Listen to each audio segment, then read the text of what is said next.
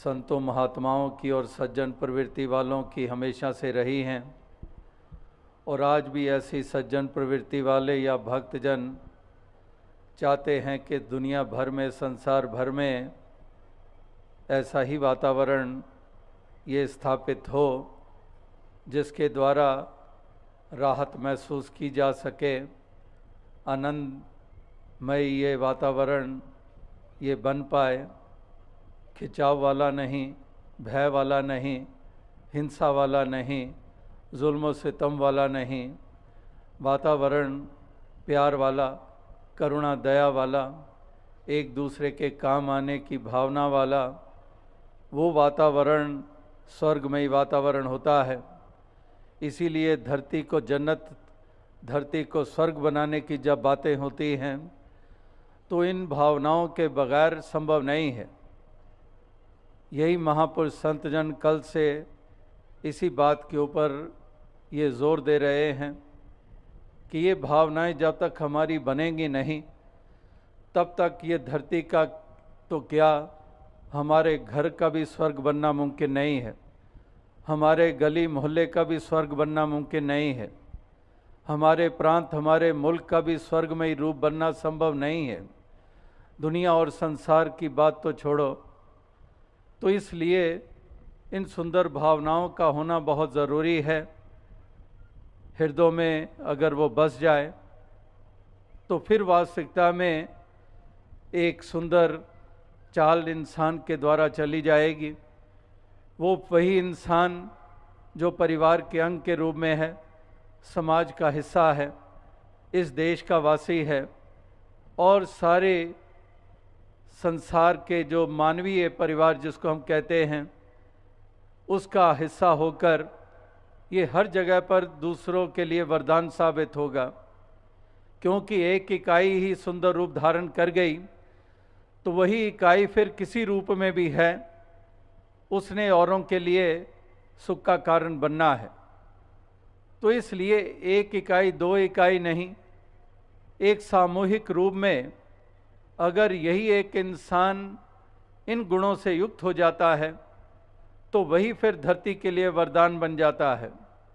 और अगर ऐसा नहीं, इससे विपरीत भावनाओं से युक्त है, वो तो फिर हम नज़ारे देख ही रहे हैं कि यही इंसान दानव और शैतान बनकर इस धरती को पलीत कर रहा है। जहाँ पर प्यार की नदियाँ बहाने की बात, प्रेम की गंगा बहाने की बातें ये होती आ रही हैं, वहाँ पर उसकी बजाय खून की नदियाँ बहाई जा रही हैं। किस तरह से इंसान ऐसे एक हैवानियत और शैतानियत वाली फितरत और प्रवृत्ति से युक्त होकर इस दुनिया के सफ़र को, इस जीवन के सफ़र को तय कर रहा है। तो आज भी महापुरुष संत जनों ने यही एक संदेश मुख्य रूप में दिया, इस मानव को, इंसान को समक्ष रखकर कि हे इंसान, ये जीवन का सफ़र तय हो रहा है। मालिक ने तुझे जन्म दिया, इंसानी योनि में जन्म दिया, किसी सांप की योनि में नहीं दिया, किसी गधे घोड़े की योनि में जन्म नहीं दिया। मालिक ने तुम्हें जन्म दिया इंसानी योनि में, जो सबसे श्रेष्ठ योनि मानी जाती है। कि अवर जोन तेरी पनहारी, इस धरती पर तेरी सिकदारी, कि अन्य योनियाँ तेरा पानी भरने वाली हैं, इस धरती पर तेरी सिकदारी। तो ऐसे अमोलक जन्म को तूने पाया है, इसमें मालिक ने तुझे भेजा है, इंसान के घर तुझे जन्म दिया है, एक मानव का रूप तुझे दिया है, जिसके कारण ये कहा गया कि बड़े भाग्य मानुष तन पावा, सुर दुर्लभ सदगंत ही गावा। कि ये बड़े भाग्य की बात है कि तुझे ये मनुष्य जन्म मिला है। इससे ऊंचे भाग्य और क्या होंगे। 84 लाख योनियां हैं धर्म ग्रंथों में जिसका जिक्र है। अगर 84 लाख योनि कोई नहीं भी माने, अक्सर कह देते हैं, दिमागी खेल खेले जाते हैं, कितने तर्क वितर्क सामने रखे जाते हैं और कह देते हैं कि गिने हैं 84 लाख योनियां जो बयान किए जा रहे हैं। तो अगर 84 लाख योनियां ना भी मानो, फिर भी कितने कितने तुम्हारे सामने योनियां आई हैं। डिस्कवरी चैनल खोलो या कोई और इंफॉर्मेशन का चैनल आप खोलो, उसमें आपको कितने कितने ओशंस में, पानी में, जल में कितने कितने वो रूप मिल जाएंगे, कितने धरती के ऊपर कीड़े मकोड़ों की किस्में मिल जाएंगी, कितनी हवा में उड़ने वाले परिंदों की किस्में मिल जाएंगी, कितने जंगलों में रहने वाले जानवर, कितने ही सांप की जातियां प्रजातियां मिल जाएंगी। तो इस तरह से अगर देखें, कितने कितने लाखों ही संख्या में अलग अलग योनियां हमारे सामने हैं। लेकिन जब इंसानी योनि की बात आती है तो केवल और केवल एक, दो भी नहीं, तीन भी नहीं, 10 भी नहीं, 50 भी नहीं, और दूसरी तरफ लाखों की योनियां जो इंसानी योनियों से हटके है। तो अगर यही इंसानी योनि में जन्म मालिक ने दे दिया तो फिर इससे ऊंचे भाग्य और क्या होंगे। तो बड़े भाग्य मानुष स्तन पावा, सुर दुर्लभ सदगंत ही गावा, कि तमाम वेद शास्त्र धर्म ग्रंथ पुकार कर कह रहे हैं कि मनुष्य जन्म तुझे मिला, बड़े भाग्य की बात है। और भाग्य की बात किस लिए? क्या तुझे दिमाग मिला है इसलिए? क्या तुझे 4 टांगों की बजाय 2 पांव मिले हैं इसलिए? तेरी शक्लो सूरत सुंदर है इसलिए? नहीं, बड़े भाग्य मानुष तन पावा का मतलब इस संदर्भ में है कि जो मालिक ने तुझे ये अवसर दे दिया है, ये मौका दे दिया है कि तू अपने आप की पहचान कर सकता है, तू अपने मालिक की पहचान कर सकता है। ये सुनहरी अवसर के रूप में देखा गया है। इसीलिए वो भी कहावतें आपके सामने हैं जो बचपन से हम सुनते आ रहे हैं कि हीरे जैसा जन्म है कौड़ी बदले जाए, कि जन्म जो तुझे मिला है ये हीरे जैसा जन्म है। लेकिन अगर हीरे जैसा जन्म पाया और इसकी कदर ना की तो फिर यही कौड़ी मोल इसका पड़ता है। और अक्सर इंसान अपने ही हीरे जैसे अमूल्य जीवन का मोल कौड़ी डालते हैं, क्योंकि वो इस सत्य की तरफ नहीं बढ़ते हैं, क्योंकि वो मानवीय गुणों से युक्त नहीं होते हैं, क्योंकि ह्यूमन वैल्यूज से उनका कोई सरोकार नहीं है, क्योंकि उनके जीवन में प्रेम करुणा का कोई नामो निशान नहीं है, क्योंकि वो अहम अभिमान में जीते हैं, क्योंकि वो संकीर्णताओं में जीते हैं, क्योंकि वो तंग दिलियों में जीते हैं, क्योंकि वो दूसरों को कीड़े मकोड़े समझकर उन पर जुल्म और सितम करते हैं, कुचलते हैं, मसलते हैं। धर्म का नाम लेकर, मज़हब का नाम लेकर, जाति का नाम लेकर, भाषा का नाम लेकर, या थोड़े से सिक्कों के लिए, थोड़ी सी जायदाद के लिए अपने ही भाई की जान लेने पे उतारू। पिता जिसने पाला पोसा है उसकी वसीयत किसी और तरफ ना मुड़ जाए, उसकी उससे पहले जान ही ले लो। तो इस तरह से इंसान में ऐसी वो फितरतें जाग चुकी हैं जिसके कारण उसने अपने ही जन्म का मोल कौड़ी डाला है, किसी दूसरे ने नहीं, खुद डाला है। क्योंकि खुद नहीं जागा, क्योंकि खुद नहीं संभला, क्योंकि खुद वो मानवीय चाल को नहीं अपनाया, तो फिर किसी और ने थोड़ी, तूने खुद ही अपनी इस अमोलक जन्म का मोल कौड़ी डाला है। क्योंकि केवल और केवल दुनिया और दुनियादारी तक तूने अपने इस सफ़र को सीमित रखा है, इससे आगे नहीं निकला है। तो इसलिए महापुरुष संतों के हमेशा से ये वचन आते रहे हैं कि इंसान इस जन्म को पाया है तो यह एहसास करके मूल्यवान है। पौड़ी छिटकी हाथ ना आए, मनमुख अहला जन्म गवाए, कि ये मनमुख मत बन, अज्ञानी मत बन, एक जागरूकता को प्राप्त कर ले। जाग जा, उठ जाग मुसाफिर भोर भई, कि उठ जाग जा, रात्रि नहीं है, सुबह का वक्त है।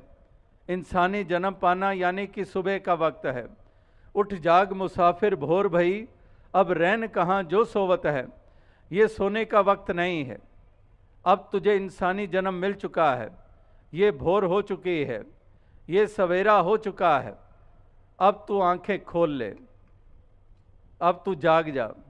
उठिष्ठ जागृत, उठो जागो, अराइज एंड अवेक, जैसे स्वामी विवेकानंद जी के ये मुख्य वचन ये अक्सर हमें पढ़ने को मिलते हैं कि arise and awake, do not be in slumberness, awake from the deep sleep you are sleeping in, no more slumberness, awake, the awakening has to take place in your life. उत्थिष्ठ जागृत, उठो जागो और प्राप्त कर लो जो प्राप्त करने लायक है, जान लो जो जानने लायक है, कदम वो उठा लो जो उठाने लायक है। तो इसलिए वो जागना ज़रूरी है, उसमें स्थापित होना ज़रूरी है। इसलिए जगाने की बात महापुरुष संत जन करते आ रहे हैं। लेकिन इंसान की ही फितरत युगों युगों से रही है सोने की। केवल एक कुंभकर्ण की बात नहीं है कि नगाड़े भी पीटे गए फिर भी नहीं जागता, ढोल भी बजाए गए नहीं जागता, कितने कितने साधन अपनाए जाते नहीं जागता। इसी तरह से ये इंसान की फितरत में भी हर युग में, ये नहीं कि वर्तमान का समय या कलयुग जिसको हम कहते हैं, इस समय में ही ये सोना इसके हिस्से में आया है। ये तो युगों युगों की बात है, ये सोता आया है, ये जागने को तैयार नहीं होता है। तो इसलिए महापुरुष संत जनों को सतयुग में भी जगाना पड़ा इंसान को, त्रेता में भी, द्वापर में भी, हर युग में इंसान ने सोए हुए को उठाना पड़ा है। ये नहीं कि जन्म मिला और उसके बाद थोड़ी होश संभाली और इसका मतलब ये जाग गया, सारी सारी उम्र ये सोया रहता है, सारी सारी उम्र बीत जाती है लेकिन जागना इसके हिस्से में नहीं आता। यानी कि तमाम सफ़र जीवन का सोए हुए ही बिता देता है और ये सांसों की लड़ी भी फिर टूट जाती है और अंधकार में रहा, अंधकार कायम रहा और कोई बात बनी नहीं।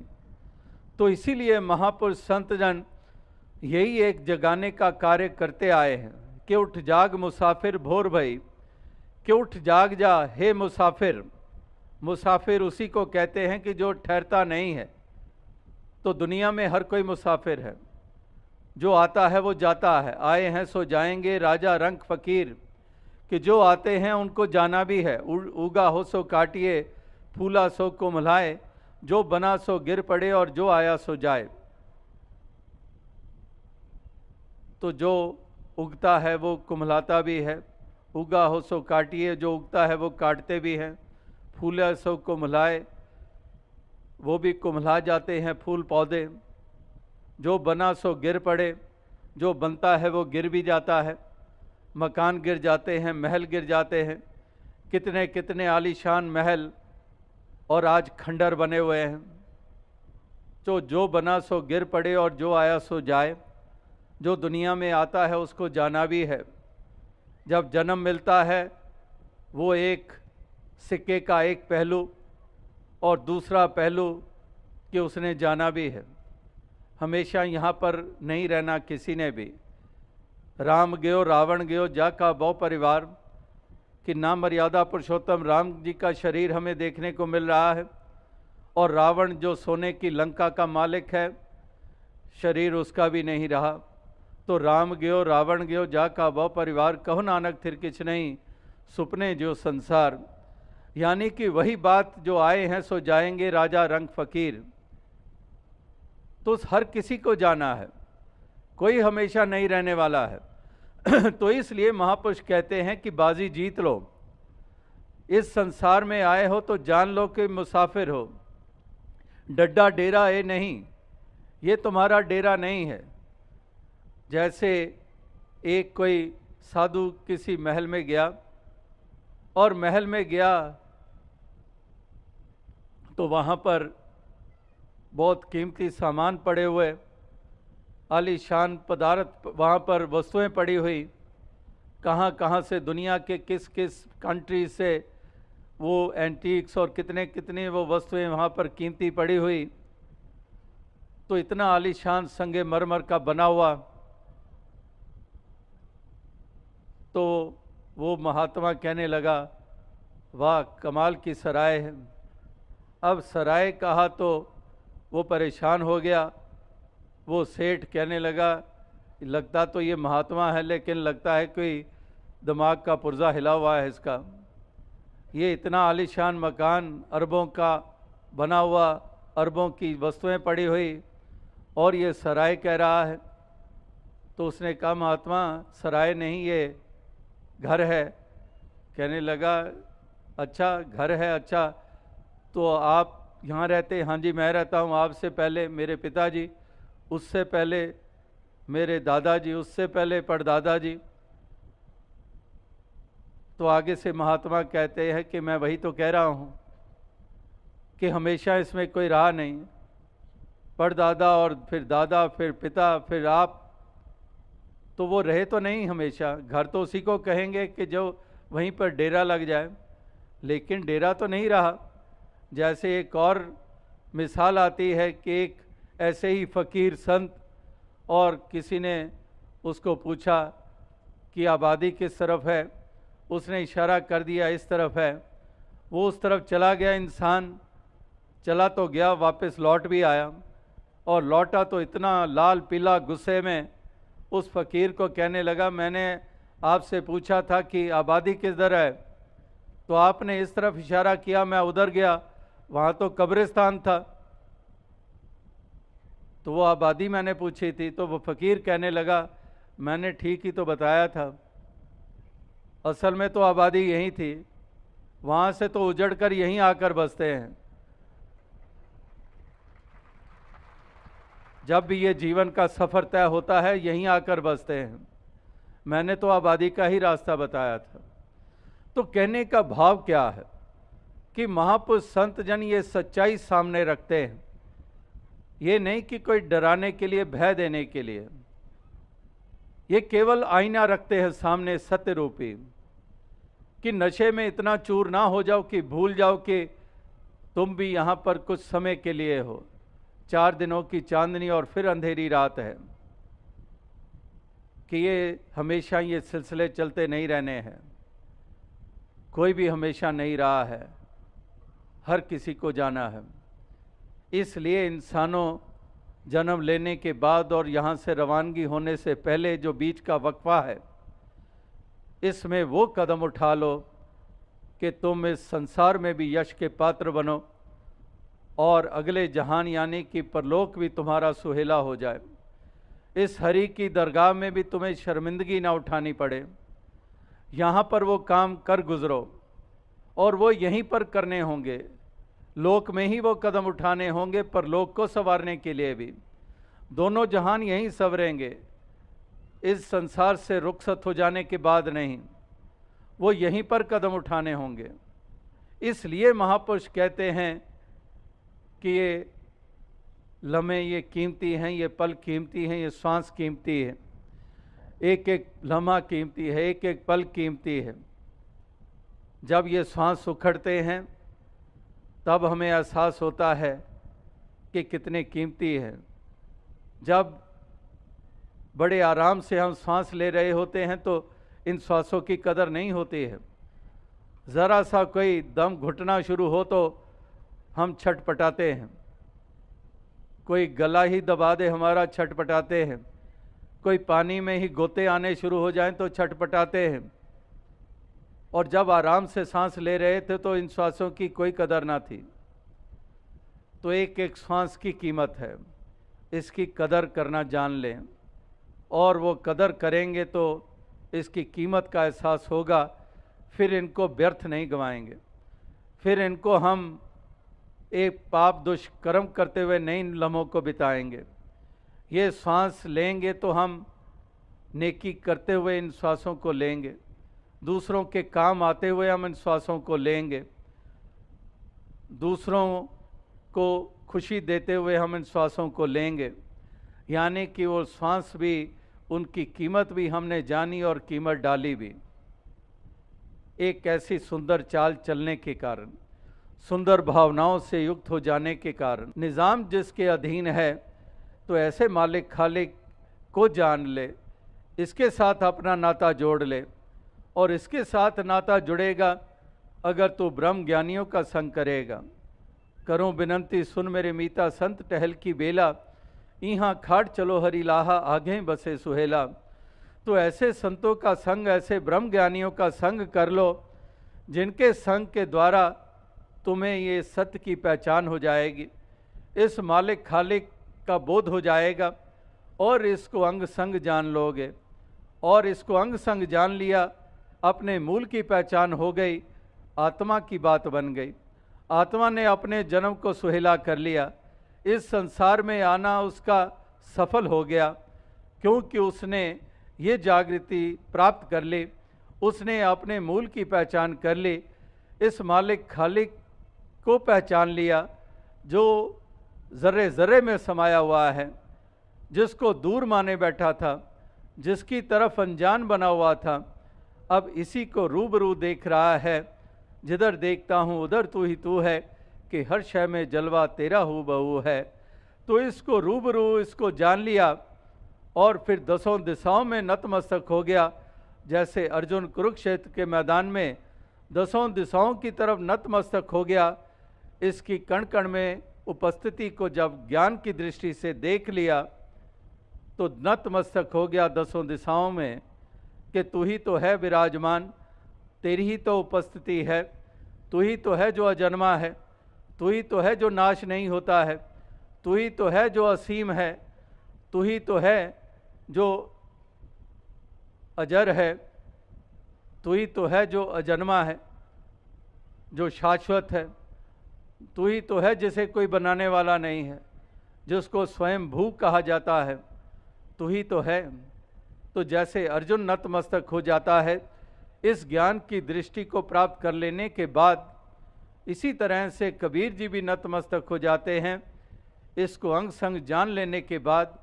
और जरिया उनके लिए भी एक ब्रह्म ज्ञानी ही रामानंद जी के रूप में मीराबाई को अविनाशी की पहचान मिली, शाम का असली अविनाशी रूप जाना फिर से ब्रह्म ज्ञानी के द्वारा, यानी कि एक जो रविदास जी के द्वारा उन्होंने इस सत्य को जाना। और मीराबाई भी फिर यही पैगाम देने लग पड़ी कि पायो री राम रतन धन पायो, वस्तु अमोलक दीनी मेरे सतगुर कर कृपा अपनायो। कि वाकई ही ये राम रतन धन मुझे मिल गया है, एक शाम का असली रूप मुझे मिल गया है। शाम का आकृति और रूप वो तो मेरे पास रहा, लेकिन अविनाशी जो रूप था शाम का, उससे मैं वंचित थी। तो इसको जाना तो धन्य हो गई, सच्ची दौलत हिस्से में आ गई, और वही वे फिर सर किसी को ये संदेश और पैगाम दे रही है।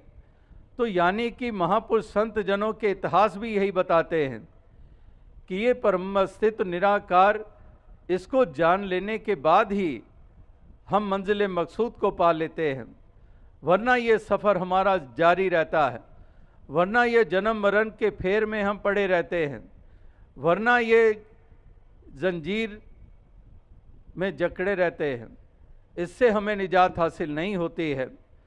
तो इसलिए महापुरुष कहते हैं कि ये काम कर लो जो लाजिम है इस सत्य को जान लो, इस ईश्वर का बोध हासिल कर लो, और जो फिर इसको जान जाते हैं उनकी तमाम दूरियां समाप्त हो जाती हैं।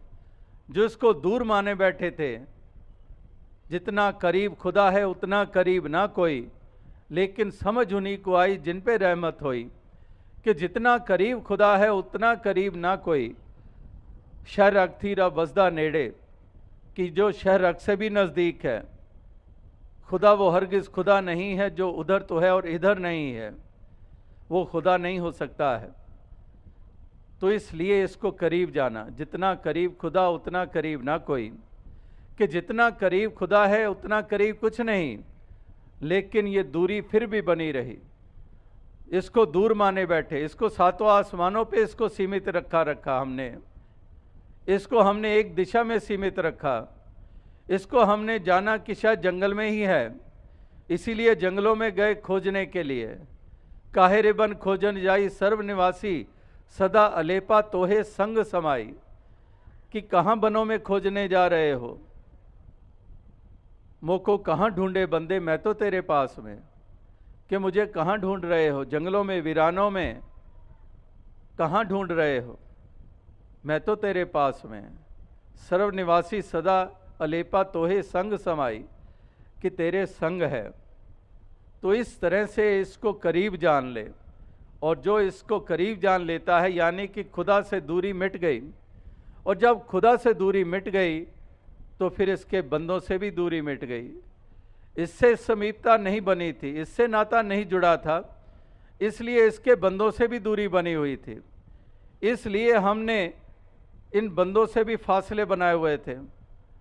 तू पंजाबी है, मैं सिंधी हूँ, मैं गुजराती हूँ, तू राजस्थानी है, मैं हिंदुस्तानी हूँ, तू पाकिस्तानी है। इस तरह से तू चीनी है, तू जापानी है, तू अमेरिकन है, तू यूरोपियन है, तू अरबी है, तू फारसी है। इस तरह से ये दूरियां बनी हुई थी। मैं ब्राह्मण हूँ, तू क्षत्रिय है, तू वैश्य है, तू हरिजन है, इत्यादि। इस तरह से ये दूरियां बनी हुई थी। जैसे कल भी कहा कि रंग नस्ल के लिहाज से भी दूरियां, तो जब खुदा से नज़दीकत बन गई तो फिर इंसानों के दरमियान भी दूरियां मिट गईं। तो इसलिए इस खुदा से नज़दीकत बन जाए ताकि इंसानों से भी नज़दीकत बन जाए, और फिर इंसानों से नज़दीकत बन गई तो फिर असली इबादत हमारी हो गई। जब इंसानों से प्यार करना हम सीख गए, इनसे फासले मिटा दिए, इनको गले लगा लिया, ये नहीं देखा कि ये पगड़ी वाला है कि टोपी वाला है, इनको हमने गले लगा लिया, जान लिया कि ये मेरे ही परिवार का अंग है, खुदा के ही परिवार का अंग है। जो वसुदैव कुटुंबकम का जिक्र है, जो पहला सबक है किताब हिदा का कि मखलूक सारी है कुंबा खुदा का, अब वो अवस्था बन गई है, अब नज़दीकत बन गई है, अब ये दूरी बाकी नहीं रही। तो जब इंसानों से दूरी मिट गई, इंसानों से प्यार करना हमने सीख लिया, तो फिर यानी कि सही मायनों में खुदा की बंदगी और इबादत हो गई। जैसे वो शायर ने कहा है कि सर झुकाने से नमाज तो अदा हो जाती है, लेकिन इबादत के लिए दिल झुकाने पड़ते हैं। कि केवल सर झुका लिया तो नमाज तो हो गई अदा, लेकिन सच्ची इबादत, सच्ची बंदगी के लिए तो दिल झुकाने पड़ते हैं। और दिल वही झुकते हैं जिनमें प्यार बसता है, जिनमें प्रेम बसता है, वही झुकते हैं। वरना तो अहम से भरे होते हैं, अभिमान से भरे होते हैं, अहंकार से भरे होते हैं।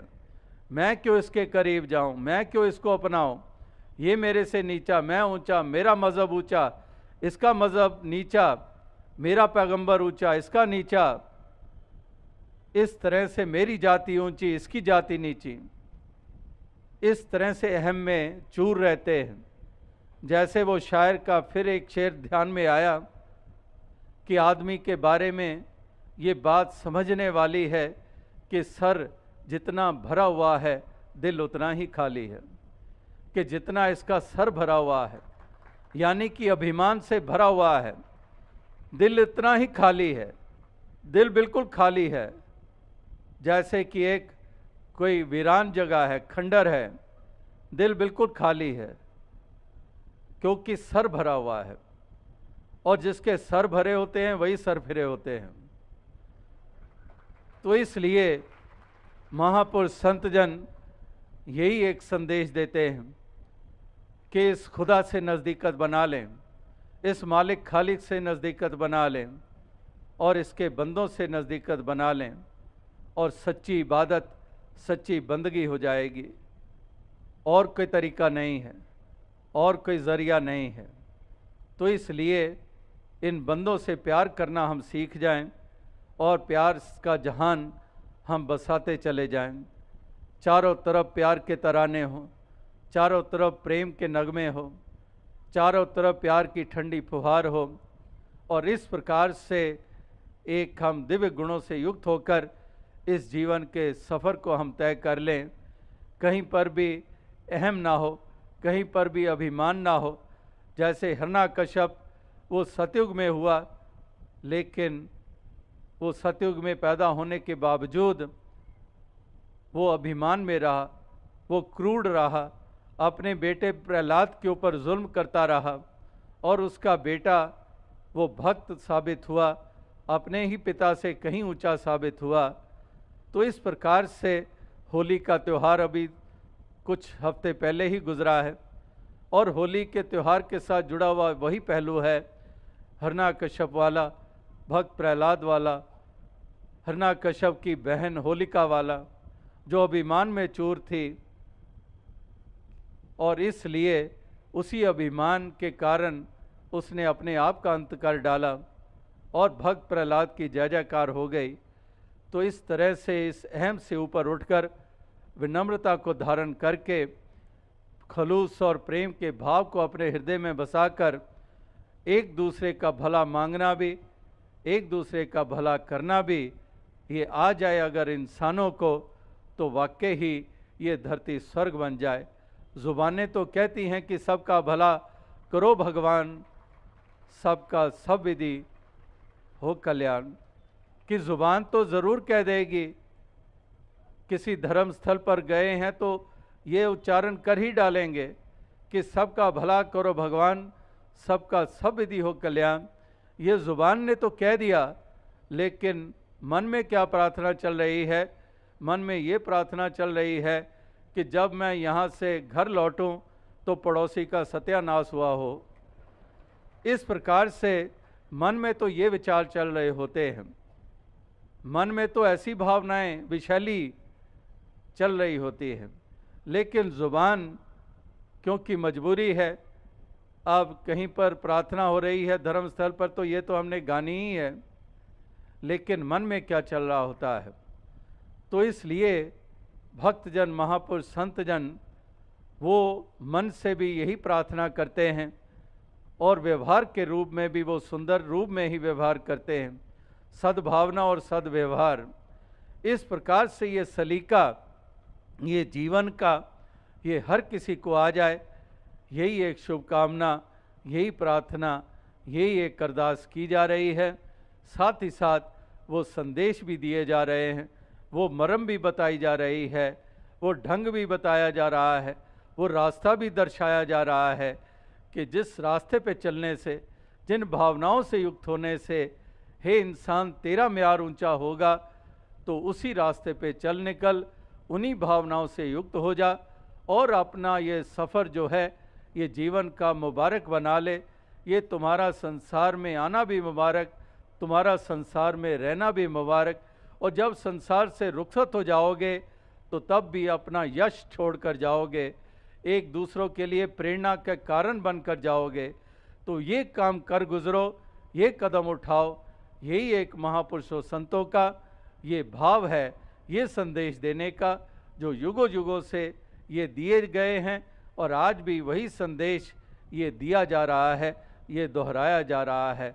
तो आओ साथ संगत, दास और अधिक शब्दों का सहारा नहीं लेगा, इन्हीं शब्दों से आपसे इजाज़त चाहेगा, इस प्रार्थना के साथ कि दातार ऐसी कृपा करे, सबको तौफीक बख्शे, ताकि सभी समय रहते हुए ही ये कदम उठा लें, सत्य से नाता जोड़ लें, अपनी पहचान बना लें, बंदों की कदर कर लें, प्यार से व्यवहार कर लें और एक नेकी के साथ इस जीवन के सफ़र को तय करते चले जाएं, एक निर्मल और शुद्ध भावनाओं से युक्त होकर एक महक की महक चारों तरफ फैलाते चले जाएं और कभी भी भूलकर उस रास्ते पे ना चलें जो विनाश वाला रास्ता है, जो पतन वाला रास्ता है।